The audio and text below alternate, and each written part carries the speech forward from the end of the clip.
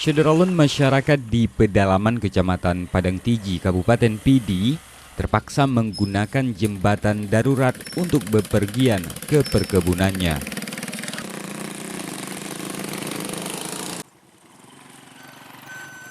Jembatan yang hanya bisa dilintasi satu sepeda motor itu menjadi andalan masyarakat untuk mengangkut hasil panen. Kondisi ini sendiri sudah berlangsung beberapa bulan terakhir.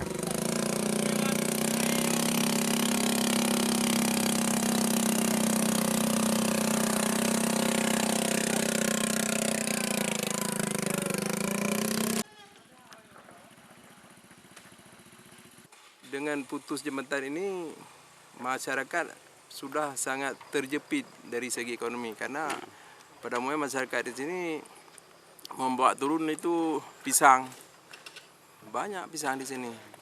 Kalau tempo hari ada mobil masuk ke ambil pisang. ambil pisang di kebun-kebun masyarakat. Sebelumnya, lintasan itu bisa dilalui dengan lancar hingga akhirnya jembatan permanen yang sudah ada hanyut terseret banjir bandang. Warga berharap pemerintah membangun kembali fasilitas jembatan yang memadai. Akibat banjir, cuma belum diperbaiki. Harapannya secepatnya lah diperbaiki ya.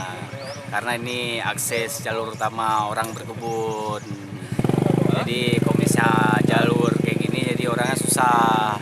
Lintasan ini sendiri selama ini tak hanya digunakan untuk warga berkebun, tapi juga para wisatawan yang mengunjungi aliran Angkop Kiwing atau yang lebih dikenal dengan sebutan Lingkuk Kiwing. Dari Padang Tiji, Reza Munawir, Serambi On TV.